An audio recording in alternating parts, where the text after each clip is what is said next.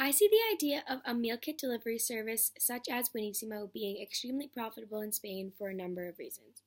To begin with, the service of food delivery itself is extremely popular all across Europe, perhaps even more popular in Europe than it is in America.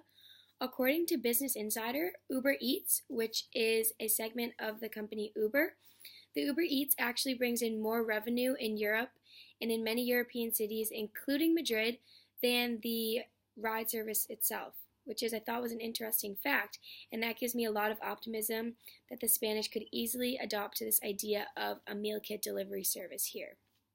Secondly, the idea that we are trying to bring fits really well into the Spanish culture. Giving a family all the ingredients they need for their whole week of meals is something that is going to save so much time. Shopping, planning, assembling the ingredients, measuring the ingredients, chopping the ingredients, and it's going to give them a lot more time to do things that they would rather be doing, such as interacting with their family, going to a football game with their family, going to practice, dropping their kids off at school, things like that. Also, our recipes are designed that they can be super simple, that even a kid could follow them, so it's something that a whole family could do together, actually prepare the meal together, and then be able to sit down and have the dinner together.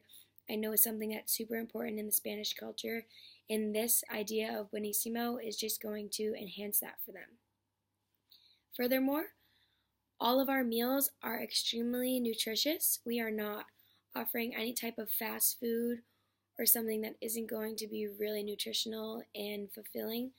We know that the Spanish culture eats a Mediterranean diet, definitely no fast food, things like that. So when we were adapting our menu, we had to make sure it fit in with the specific dietary needs of the Spaniards.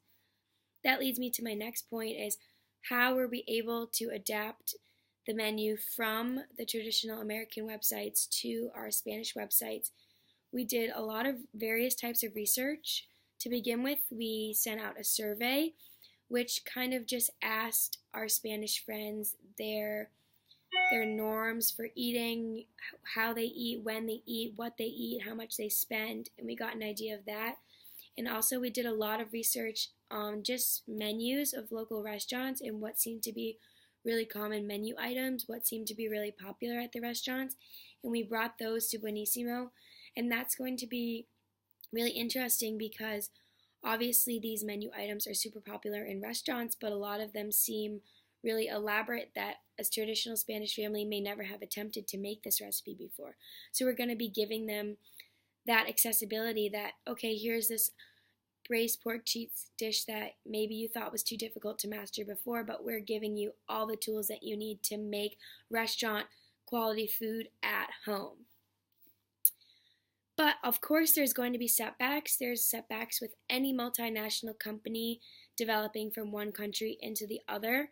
Some things that we are going to have to deal with is the price of food in Spain is a lot cheaper than it is in America. For example, these meals are running $50 for one meal of four, where here in Spain that is far too expensive. So we definitely would have to figure out where are we going to source this food from, where it could be the cheapest as possible, and Spaniards would be willing to buy it at the price that we are able to offer it at.